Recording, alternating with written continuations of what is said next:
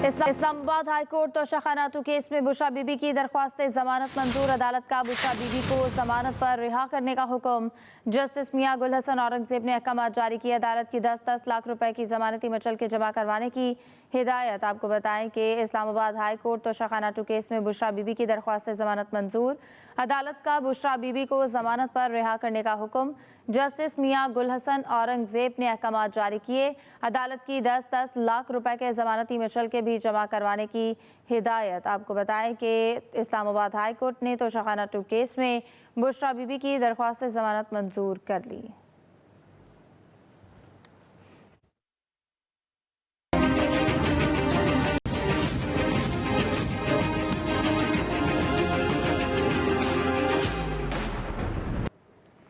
Justice Yahya Afridi का बतौर chief justice of Pakistan तैनाती का नोटिफिकेशन जारी। वजारत कानून ने सदर मुमलिकत की मंजूरी के बाद नोटिफिकेशन जारी किया। जस्टिस याहिया आफरीदी को 3 साल के लिए चीफ जस्टिस पाकिस्तान तैनात किया गया। नए चीफ जस्टिस पाकिस्तान याहिया आफरीदी 26 अक्टूबर 2024 से ओहदा संभालेंगे। जस्टिस याहिया आफरीदी का बतौर चीफ जस्टिस ऑफ पाकिस्तान तैनाती का नोटिफिकेशन जारी। इंतज़ार की घड़ियां ख़त्म। जस्टिस याहिया अफरीदी नए चीफ जस्टिस ऑफ पाकिस्तान बन गए। सदर मुमलिकत आसिफ अली जरदारी ने वज़ीर आज़म की एडवाइस पर सुप्रीम कोर्ट के जज जस्टिस याहिया अफरीदी की बतौर चीफ जस्टिस ऑफ पाकिस्तान तैनाती कर दी। वज़ारत कानून ने चीफ जस्टिस याहिया अफरीदी की तैनाती का नोटिफिकेशन जारी कर दिया। नए चीफ जस्टिस याहिया अफरीदी की तैनाती आइन के आर्टिकल 175A(3), 177 और 179 के तहत 3 साल के लिए की गई है।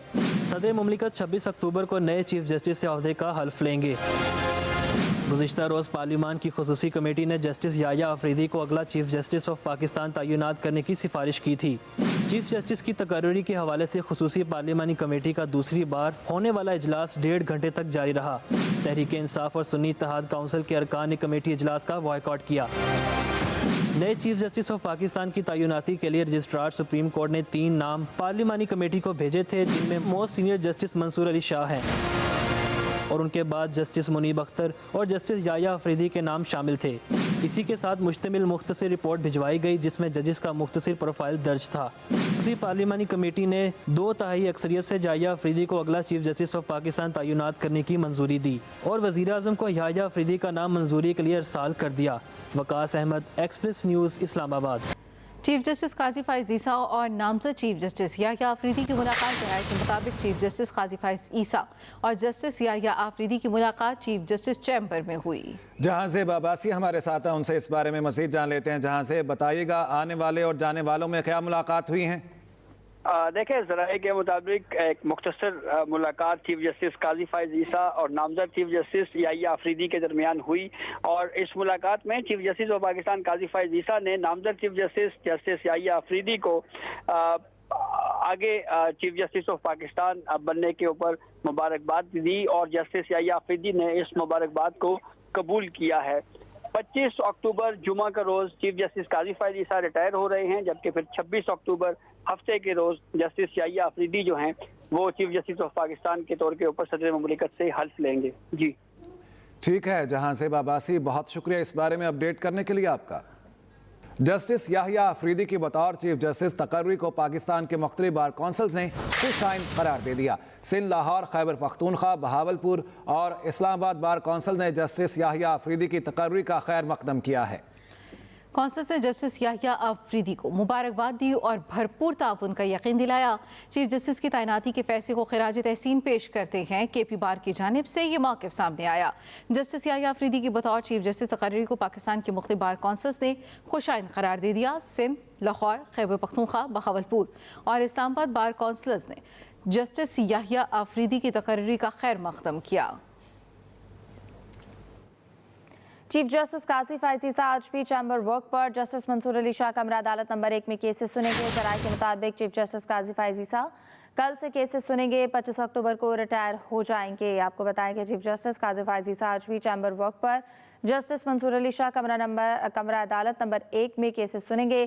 ज़राए के मुताबिक चीफ जस्टिस काजी फाइज ईसा कल से केसेस सुनेंगे। 25 अक्टूबर को रिटायर हो जाएंगे। आज भी आपको बताएं कि चीफ जस्टिस काजी फाइज ईसा चैम्बर वर्क पर। सुप्रीम कोर्ट ने बरतरफ मुलाजमी बहाली की दरखास्तें आईनी बेंचेस को भेज दी। जस्टिस मंसूर अली शाह की सरबराही में 3 रुकनी बेंच ने केस की समाअत की। वजारत पेट्रोलियम नेचुरल रिसोर्स के 7 मुलाजमीन ने हाई कोर्ट के फैसले के खिलाफ रुजू किया। दरखास्त गुजार के वकील ने कहा, पुरसकून जिंदगी हर शहरी का आईनी हक है। जस्टिस मंसूर अली शाह ने कहा, इस केस में आईनी सवाल है। 26वीं आईनी तरमीम में कहा गया, आईनी केसेस आईनी बेंचेस सुनेंगे, आला बेंचेस बनेंगे वही तयन करेंगे। जस्टिस आयशा मलिक ने कहा, यह केस अहम आईनी बेंच ही सुनेगा। 26वीं आईनी तरमीम के तनाजुर में आईनी सवाल के केसेस आईनी बेंचेस सुनेंगे। चीफ जस्टिस के तकर्रुर के लिए खुसूसी पार्लिमानी कमेटी के इजलास की अंदरूनी कहानी सामने आ गई। JUI के सेनेटर कामरान मुर्तज़ा ने जस्टिस याह्या अफरीदी के नाम की मुखालफत की। वजीर कानून आज़म नज़ीर तारड़ और पीपल्स पार्टी के रहनुमा राजा परवेज अशरफ ने जस्टिस याह्या अफरीदी के नाम का दिफा किया, जबकि तहरीक इंसाफ ने पार्लिमानी कमेटी के इजलास का बायकॉट किया।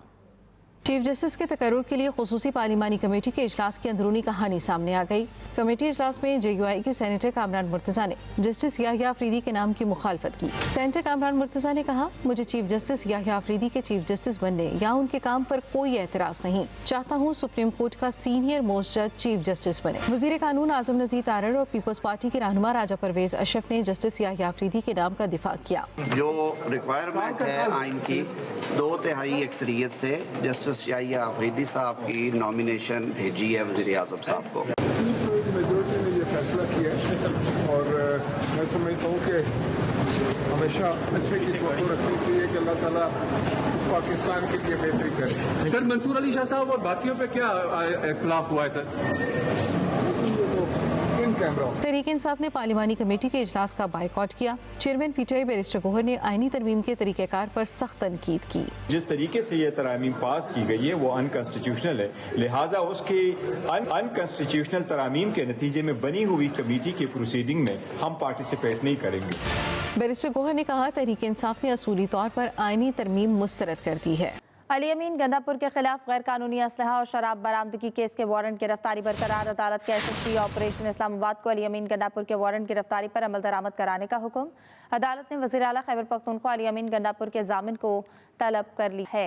अली अमीन गंदापुर के खिलाफ गैर कानूनी असलहा और शराब बरामदगी केस के वारंट गिरफ्तारी बरकरार। इस्लामाबाद हाई कोर्ट अदालती हुक्म के बावजूद बानी PTI से जेल में मुलाकात न करवाने पर तौहीन अदालत केस। अदालत ने जेल सुप्रिंटेंडेंट को कल के लिए नोटिस जारी कर दिया है। जस्टिस सरदार एजाज इसाक खान ने केस की समाअत की। सलमान अकरम राजा बोले, बानी PTI की वकला से भी मुलाकात नहीं करवाई जाती। जस्टिस सरदार एजाज इसाक खान ने कहा, क्या लोकल कमीशन से राब्ता हुआ था? फैसल फरीद एडवोकेट ने कहा, जी हम लोकल कमीशन को रिपोर्ट करते रहे और वो भी करते रहे, लेकिन राब्ता नहीं हुआ। अदालत ने कहा, कमीशन बनाने का मकसद यही था कि मसाइल ना बने। केस की मजीद समाअत कल तक के लिए मुलतवी कर दी गई है। बानी PTI की शौकत खानम अस्पताल के मुआलिजीन से मुआयने की दरखास्त पर समाअत। स्टेट कौंसिल ने सुप्रिंटेंडेंट अडियाला जेल की जानिब से रिपोर्ट अदालत में जमा करा दी। स्टेट कौंसिल के मुताबिक जेल में तिब्बी मुआयने के लिए डॉक्टर्स मौजूद हैं। हफ्ते में 3 रोज़ मुआयना होता है। जेल में मुलाकातों पर 25 अक्टूबर तक पाबंदी आयद है। इस्लामाबाद हाई कोर्ट ने जेल हुकाम और स्टेट कौंसिल का जवाब गैर तसली बख्श करार दे दिया। जस्टिस मियां गुल हसन औरंगजेब ने कहा, आप लोगों का रवैया काबिल तारीफ नहीं है। बानी PTI अंडर ट्रायल कैदी हैं।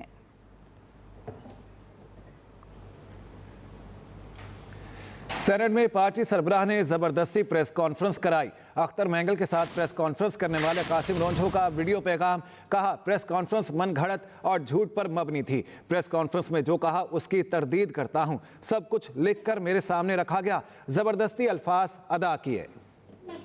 आज मुझे पार्टी के सरबराह ने और उनके कारकुनों ने, जो MP हैं, कुछ 2-3 MP और इन सब ने ले जाके सेनेट में एक प्रेस कॉन्फ्रेंस जबरदस्ती करवाई मुझसे, और वो टोटल फैब्रिकेटेड झूठ और उस पर मुबनी है।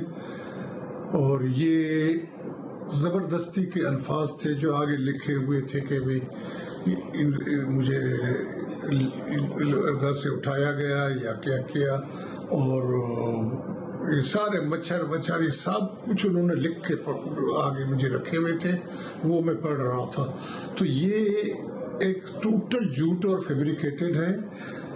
मैं घर पे ही मौजूद था 15 दिन से। घर पे कोई ऐसा बात है ही नहीं जो ये कहलवाई गई है मुझसे। तो अब मैं इसके तरदीद करता हूँ, भरपूर तरदीद करता हूँ। Welcome back. Pakistan stock exchange में उतार चढ़ाव के बाद मंदी, इंडेक्स तेजी के बाद मंदी में आ गया। 100 इंडेक्स की 86,401 पॉइंट पर ट्रेडिंग। आपको बता रहे हैं कि पाकिस्तान स्टॉक एक्सचेंज में उतार चढ़ाव के बाद मंदी देखी गई और इसके साथ साथ इंडेक्स तेजी के बाद मंदी में आ गया। 100 इंडेक्स की 86,400 पॉइंट्स पर ट्रेडिंग। आपको कारोबारी दुनिया से खबर दे रहे हैं कि पाकिस्तान स्टॉक एक्सचेंज में उतार चढ़ाव के बाद मंदी, इंडेक्स तेजी के बाद मंदी में आ गया। 100 इंडेक्स की 86,400 पॉइंट्स पर ट्रेडिंग। पाकिस्तान स्टॉक एक्सचेंज में उतार चढ़ाव के बाद मंदी।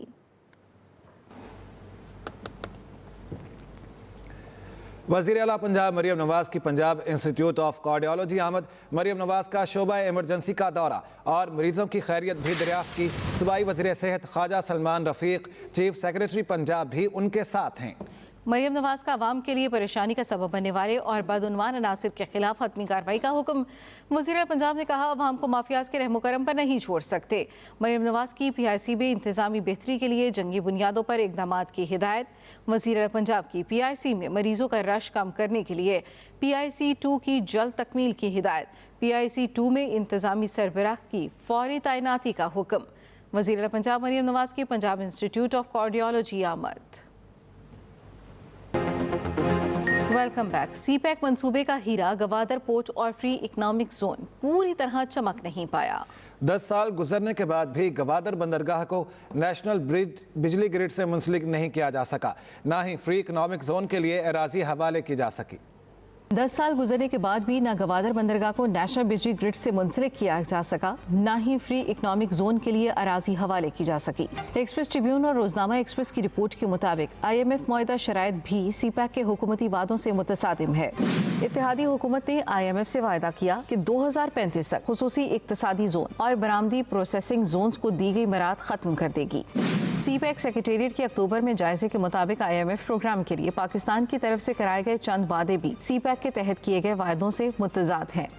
चीन ने रवां साल मई में होने वाली 13वीं मुश्तरका ताउन कमेटी के इजलास के दौरान तमाम मसाइल उठाए, लेकिन मामला जूं का तूं रहा। ज़राए के मुताबिक हालिया चीनी वज़ीर आज़म के दौरे के दौरान किसी बड़े मंसूबे पर दस्तखत नहीं हुए। पाकिस्तान ने टैक्सों की मुकम्मल छूट देने का वादा भी किया था। महकमा माहौलियात ने स्मॉग की वजह से स्कूलों के औकात कार तब्दील कर दिए। कोई भी स्कूल 8:45 से पहले नहीं खुलेगा। नए औकात कार 28 अक्टूबर 2024 से 31 जनवरी 2025 तक नाफिज रहेंगे। महकमा माहौलियात के बच्चों की असम्बली क्लासरूम्स में करवाने और हर किस्म की आउटडोर सरगर्मियां मुअत्तल करने की हिदायत। आपको बताएं कि महकमा माहौलियात ने स्मोक की वजह से स्कूल के औकात कार तब्दील कर दिए। सीनियर वजीर पंजाब मरियम औरंगजेब का कहना है, स्मॉग में कमी के लिए तमाम शहरी हुकूमत का साथ दें, हर किस्म के धुएं की फौरी इतला करें। EPA फौरी कार्रवाई करेगा। बच्चे और बुजुर्ग बिला वजह सफ़र और ओपन सरगर्मियों से गुरेज करें। घरों की खिड़कियां दरवाजे बंद रखें। ज़्यादा देर खुली जगहों पर ना रहें। सीनियर वज़ीर पंजाब मरियम औरंगजेब का कहना है, स्मॉग में कमी के लिए तमाम शहरी हुकूमत का साथ दें। बच्चे और बुजुर्ग बिला वजह सफ़र और ओपन सरगर्मियों से गुरेज करें। नैब तरामीम केस में जस्टिस हसन अजहर रिजवी का इजाफी नोट जारी। जस्टिस हसन अजहर रिजवी के इजाफी नोट में कहा गया कि फैसले से मुत्तफ़िक़ हूँ, लेकिन वजूहात की तौसीक पर खुद को कायल नहीं कर सका। जस्टिस हसन अजहर रिजवी का इजाफी नोट, इसे पर बात करेंगे जहांज़ेब अब्बासी से। जी जहांज़ेब, इख्तलाफी नोट के हवाले से बताइएगा। जस्टिस हसन अजहर रिजवी ने जो नैब तरामीम इंट्रा कोर्ट अपीलों का जो इजाफी नोट है उसमें ये कहा है कि अदालती वकार का ये तकाजा है कि इख्तलाफ तहजीब के दायरे में रह के किया जाए और तनकीद का महवर फैसले के कानूनी असूल पर होना चाहिए, ना कि फैसला लिखने वालों की तस्दीक की जाए। और तहजीब और अदालती वकार को मद्देनजर रखते हुए फैसले की अपनी वजूहात बयान कर रहा हूँ।